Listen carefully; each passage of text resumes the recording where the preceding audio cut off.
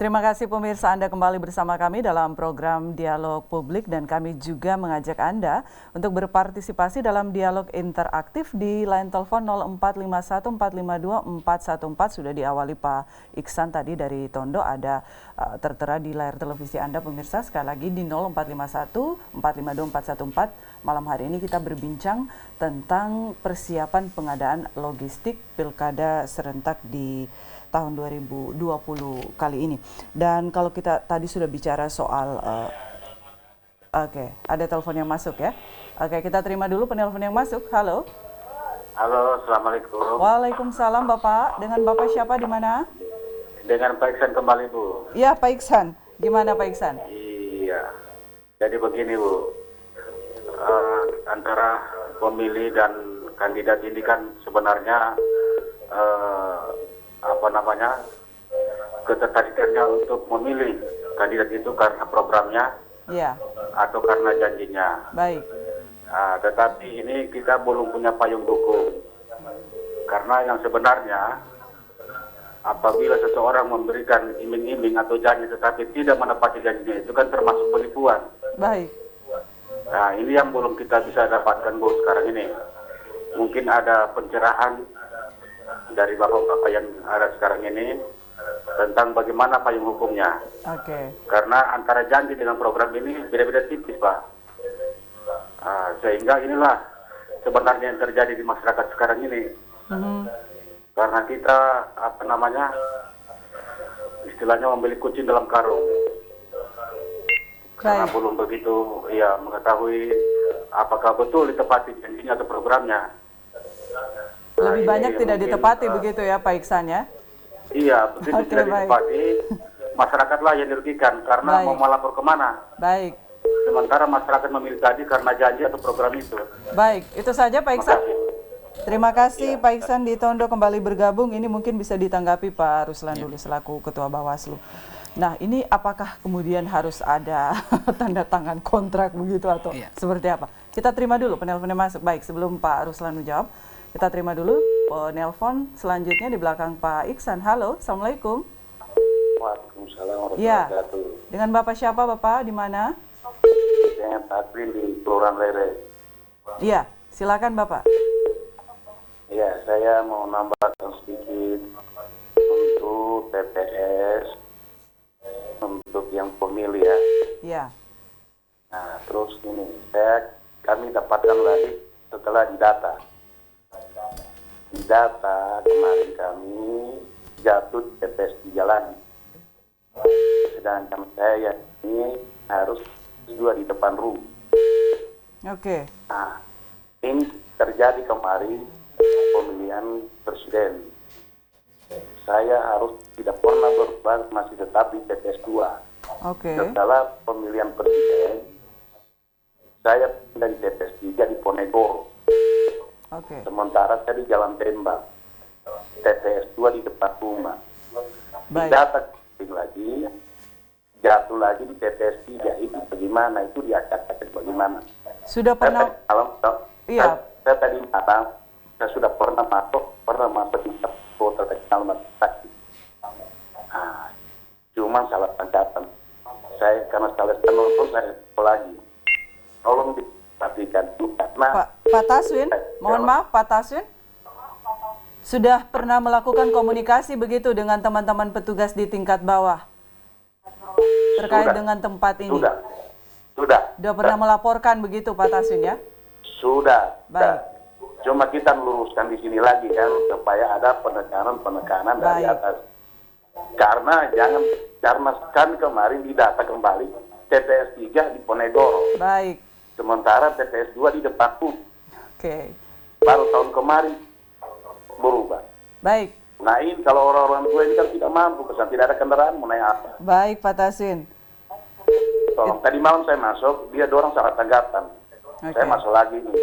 Saya mohon dipertimbangkan itu, Pak. Baik, Pak Taswin. dari KPU dari Bawaslu. Ya, makasih. Ya, terima kasih Pak Taswin sudah bergabung bersama kami. Ini juga sama kasusnya dengan Pak Iksan yang baru saja menelpon kita ya. Tapi sebelum menjawab Pak Taswin, kita ke Pak Ruslan dulu, mungkin bisa ditanggapi terkait dengan penyampaian Pak Iksan tadi. Ya, Pak Iksan soal janji politik ini. Oke. Ya. Nah, janji politik yang sifatnya personal ke orang per orang, yang tadi misalnya ketika saya terpilih nanti saya berikan kau ini, saya ini. Itu bisa diproses di Bawaslu dalam tahapan pemilihan kepala daerah. Tapi janji politik yang kemudian berwujud dalam bentuk program dan kegiatan, nah sehingga nanti ketika dia terpilih, kemudian masuk dalam RPJMD, kepala daerah yang bersangkutan, saya berpikir adalah bagaimana fungsi pengawasan legislatif di sana, DPRD, untuk kemudian melihat kepala daerah yang terpilih ini apakah bisa kemudian menerapkan janji politiknya yang kemudian dituangkan dalam bentuk peraturan daerah tentang RPJMD. Saya pikir itu kontes di luar daripada tahapan penyelenggaraan. Tapi dari sisi itu pula di konteks luar itu, kalau kemudian dia tidak menepati janjinya, tentunya kan kita bisa lihat bahwa dia tidak amanah. Nah, sehingga kalau kemudian dia terlibat lagi dalam kontestasi berikutnya, bahwa kita sudah punya catatan, dia tidak amanah untuk kemudian merealisasikan janji politiknya yang kemudian berwujud dalam bentuk peraturan daerah tadi. Oke, tapi memang ini kemudian tidak bisa dibuatkan wacana tanda tangan kontrak atau dibuatkan payung hukum seperti kata Pak Iksan tadi. Ini agak susah begitu ya? Namanya payung hukum ini kan harus dibuat dia dalam bentuk peraturan. Nah, peraturan ini kan ada dalam undang-undang, kemudian turunan daripada peraturan undang-undang tadi itu. Nah, sepanjang itu tidak ada, ya konteksnya adalah perjanjian moral saja, walaupun kemudian ada dalam bentuk tertulis. Jadi konteksnya dia menjadi janji tadi itu agar bisa memiliki kekuatan hukum adalah bagaimana janji politik tadi masuk di dalam Perda tentang RPJMD, sehingga ada kewenangan daripada pihak DPRD untuk melakukan pengawasan terkait dengan aplikasi penerapan daripada janji politik yang terwujud dalam RPJMD tadi. Oke, itu semoga bisa menjawab ya Pak Iksan, semoga nanti bisa jadi wacana yang bisa dibahas di kemudian hari gitu ya, terkait dengan program dan janji-janji kampanye ini. Baik, saya ke Pak Ketua KPU, ini bisa berikan tanggapan terkait dengan kampanye dan janji-janji politik. Apa yang bisa Pak Ketua KPU sampaikan terkait dengan hal ini? Ya, saya kira hampir sama ya. Itu kan memang tidak ada normanya. Jadi ya sekarang tergantung ke pemilihnya, masyarakat. Apakah orang itu memang merealisasikan janji-janji politiknya, atau katakanlah program atau visi misinya pada saat kampanye atau tidak. Kalau kemudian dia tidak, ya berarti kan ya tidak usah kita pilih dia. Seperti itu. Baik. Kan? Di pemilihan selanjutnya. Ya, kan memang ini adalah sesuatu yang memang tidak diatur sampai sejauh itu. Dan memang agak sulit begitu untuk hal ini.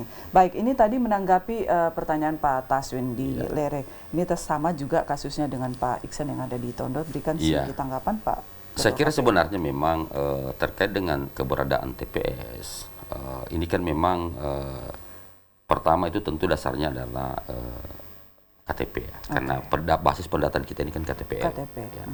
Jadi kalau KTPL-nya memang misalnya di desa itu, di dusun itu, ya seharusnya memang pemilih itu harus memilih di lokasi itu. Nah, tadi pertanyaan pertama, pertanyaan Pak Taswin juga sama dengan itu. Jadi sebenarnya begini, jika sebenarnya kita mau mencermati atau mau betul-betul memastikan atau mau mengawal betul-betul apakah misalnya penempatan TPS ini sesuai dengan keberadaan pemilih, sebenarnya memang harus dari awal. Pada saat dilakukan pemutahiran data pemilih, ya, pada saat petugas pemutahiran data datang ke rumah masing-masing, door to door, itu sudah memang harus disampaikan bahwa saya kemarin itu di TPS ini sebenarnya saya harusnya dekat sini. Kenapa? Sebab ya tadi ada dasar kita apa KTP saya. Misalnya kan Yang penting memang dalam proses perpindahan, jika kemudian ada perpindahan, administrasinya memang juga diurus.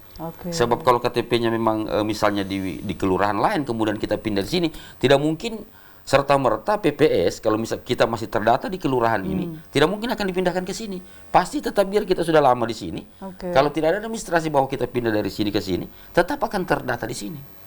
Jadi memang acuannya adalah KTP. Iya, KTP. Nah, kalau itu misalnya memang ada kesalahan penempatan, saya kira masyarakat juga memiliki hak, ya, memiliki hak untuk memberikan masukan atau komplain terkait dengan persoalan itu, bisa menyampaikan ke PPS. Seperti Pak Taswin tadi juga sudah melaporkan dengan petugasnya. Semoga. Tapi saya kira ini akan menjadi catatan. Nanti coba saya akan sinkronkan dengan teman-teman KPU Kota untuk memastikan apakah memang masalah yang sudah disampaikan ini atau masalah yang sudah sama-sama kita ketahui ini di legislatif kemarin, di Pilpres kemarin terulang lagi. Nah, kita juga akan melakukan cross check terhadap itu.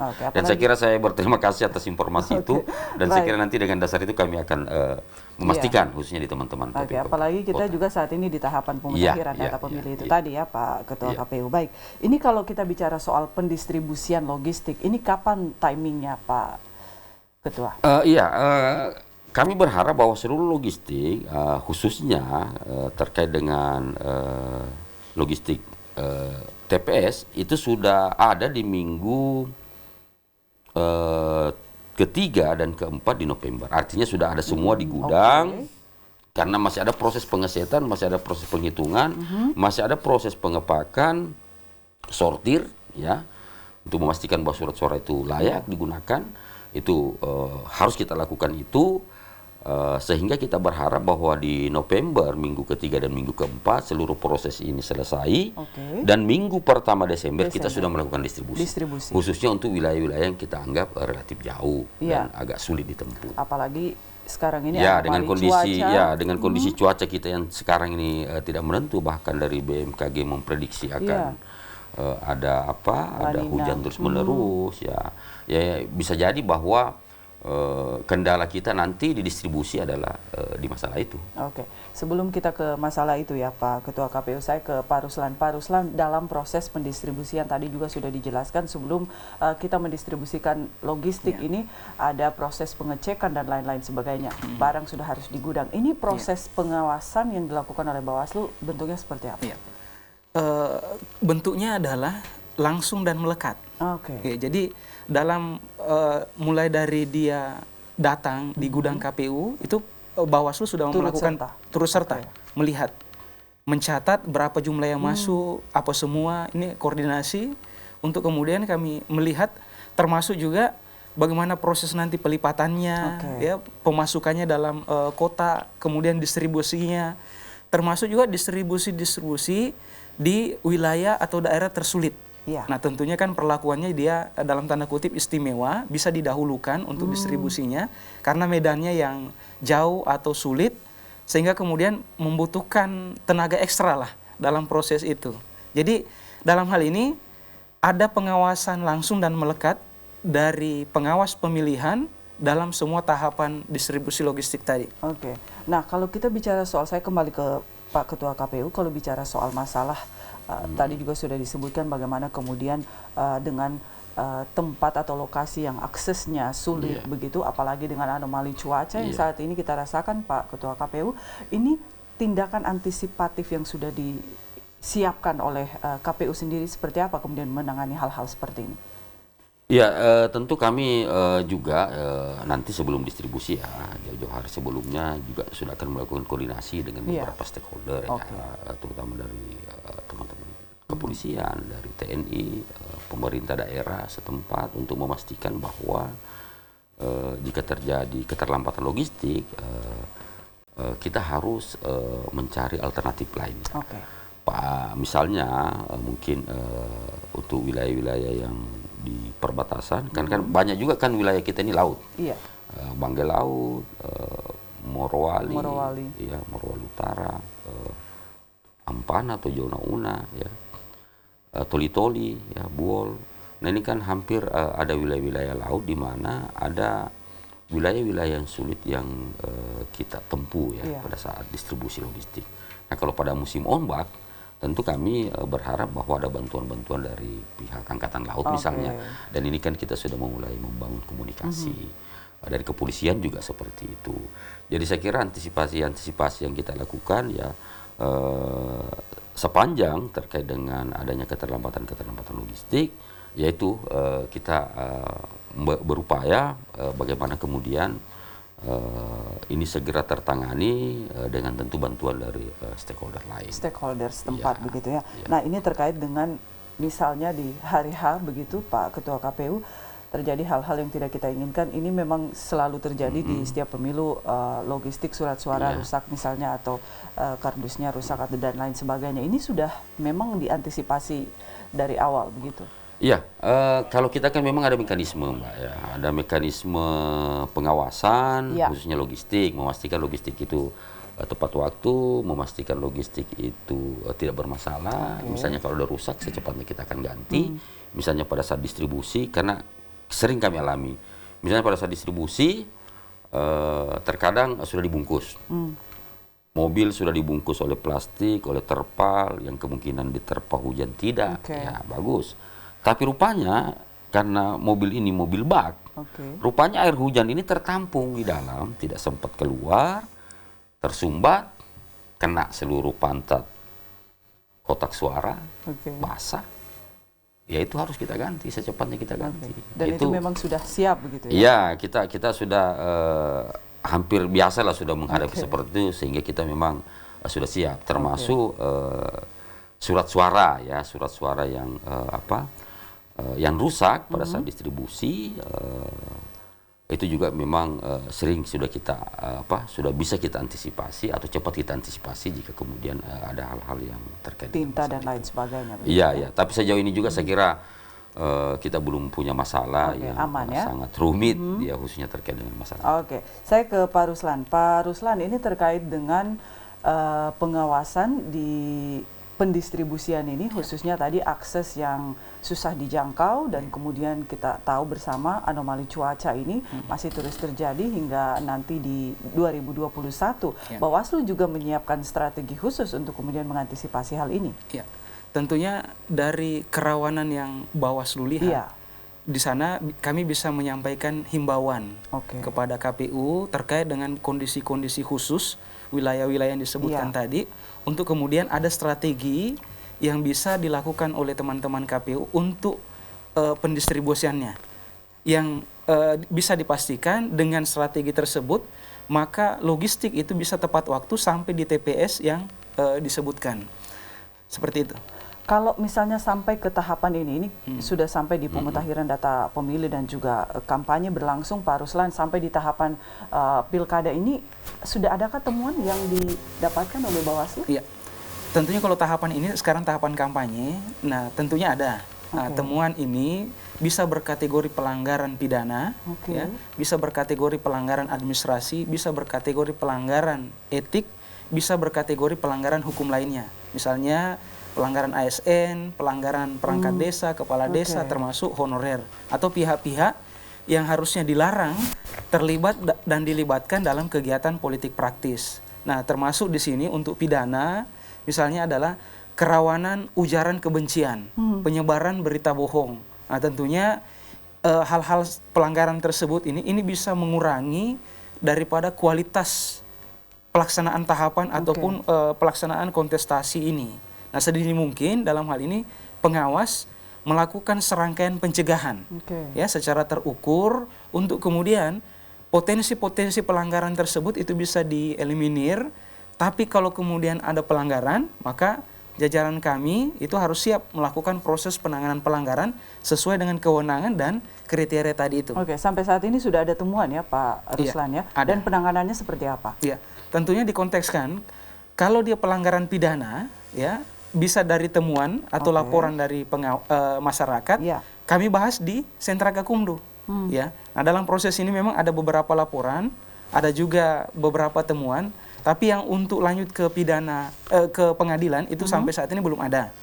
Kalau untuk pelanggaran administrasi, ini kan konteksnya hasil akhirnya Bawaslu ini adalah rekomendasi. Oke. Nah, rekomendasi kami berikan kepada KPU untuk Baik. ditindaklanjuti. Nah, kalau pelanggaran hukum lainnya, misalnya pelanggaran netralitas ASN, ini sudah ada kurang lebih 55 kasus yang sudah terpenuhi unsur pelanggarannya, dan kami sudah rekomendasikan ke Komisi ASN di Jakarta. Dari total 55 itu sudah ada 21 kasus yang sudah ditindaklanjuti Komisi ASN dengan memberikan rekomendasi sanksi kepada kepala daerah setempat atas pelanggaran pegawai ASN yang bersangkutan atau kepada atasan langsungnya. Ini bisa berdimensi sanksi moral, bisa berdimensi hukuman disiplin sedang dan juga ringan. Oke, dan itu sudah dilakukan Sudah. ya Pak Ruslan. Baik, saya ke Pak Ketua KPU kembali. Ini di hari H nanti yang penting kemudian adalah bagaimana protokol kesehatan COVID-19 dijalankan, dipatuhi begitu ya Pak Tanwir. Nah, terkait dengan misalnya jika ditemukan pemilih, karena nanti juga ada termogan untuk mengukur suhu tubuh begitu, ditemukan pemilih yang suhu tubuhnya di atas 37 derajat. Ini seperti apa penanganannya nanti pada hari H? 37,3. Iya. Ya, Di jika itu atas ditemukan maka untuk sementara kita akan layani di luar TPS dan ada petugas khusus yang melayani untuk proses pencoblosannya. Oke, jadi semua petugas di TPS nanti akan memakai Iya, APD lengkap? ada disiapkan baju hazmat. Ya. Oke, jadi koordinasi dengan gugus tugas Ya, misalnya ada setempat? pasti. Kami berharap bahwa teman-teman gugus tugas juga bisa mendampingi kami. Oke. Meskipun mungkin tidak pada semua TPS, tetapi minimal ada posko-posko yang mungkin beberapa TPS ya yang berdekatan. Mungkin ada satu posko 5 sampai 10 TPS, satu posko Oke, kesehatan. dan itu sudah dilakukan ya koordinasi Ya, sudah kita jalan. selalu gitu. melakukan koordinasi Oke. kira dari awal. Dan semua tahapan ini memang harus wajib menggunakan protokol COVID, termasuk juga proses distribusi logistik itu wajib. Jadi nanti petugas di TPS begitu, Iya. teman-teman di TPS juga akan ada yang bertugas memakai baju. Iya, menyiapkan itu, APD tapi tidak lengkap juga langsung begitu ya? dipakai. Nantilah kalau ada misalnya memang ditemukan ya baru. Karena kalau begitu enggak tahan juga mereka Iya sekalian betul, di situ. hanya bisa tahan 2 jam Iya, kayaknya ya iya, Pak iya. Ketua ya. Oke, baik, kita sudah sampai di penghujung dialog kita malam hari ini Pak Ketua KPU dan Pak Ruslan. Saya ingin terakhir apa yang disampaikan terkait juga dengan harapan semoga tidak ada klaster penyelenggara begitu ya di pemilu kada serentak 2020 ini. Silakan Pak Ketua KPU. Kami mengajak seluruh masyarakat Sulawesi Tengah khususnya untuk pemilihan gubernur dan wakil gubernur, untuk pemilihan bupati dan wakil bupati serta wali kota dan wakil wali kota, tidak usah ragu ke TPS, tidak usah takut ke TPS. Kita sudah menyiapkan protokol COVID untuk mencegah itu sehingga seluruh masyarakat kami harap mari rame-rame berpartisipasi di tanggal 9 Desember 2020. Baik, Ya. Pak Ruslan Ya. silakan. Saya khusus di pelaksanaan kampanye dari peserta pemilihan ini. Oke, Tentunya di sana harus ada pelaksanaan protokol kesehatan. ya. Terutama jangan sampai ada kerumunan, arak-arakan, atau mengundang keramaian. Karena kan ada pembatasan daripada jumlah peserta yang harus hadir.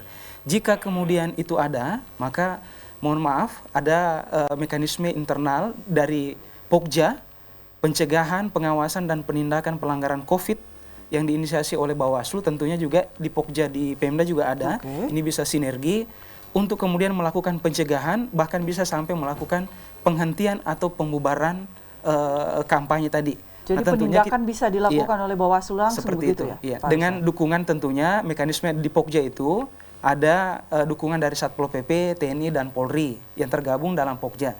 Tapi sampai saat ini alhamdulillah semuanya yang berpotensi ke sana itu selesai dalam pencegahan. Oke, jadi semoga harapan kita sekali lagi Bapak-Bapak tidak ada klaster penyelenggara begitu ya di Pilkada serentak di 9 Desember 2020 nanti. Dan pemirsa, demikian akhir dialog publik kita malam hari ini tentang persiapan pengadaan logistik Pilkada tahun 2020 oleh KPU Provinsi Sulawesi Tengah dan juga Bawaslu. Sekali lagi terima kasih Pak Tanwir, terima kasih Pak Ruslan sudah bergabung bersama kami di Studio 1 TVRI. Dan sekali lagi pemirsa, kami mengajak Anda untuk tetap patuh pada protokol kesehatan COVID-19 menjalankan yang namanya 3M, memakai masker, menjaga jarak, dan rajin mencuci tangan, menggunakan sabun di air mengalir atau juga menggunakan hand sanitizer. Ini bisa praktis dibawa kemana-mana. Dan semoga saja pemilu kada serentak di 9 Desember 2020 nanti berjalan aman, lancar, dan tidak ada kendala satu apapun. Terima kasih Bapak-Bapak juga yang sudah bergabung bersama kami di line interaktif baru saja, Pak Iksan dan juga Pak Taswin di Lere. Saya Nita Aswin, sampai jumpa. Assalamualaikum warahmatullahi wabarakatuh.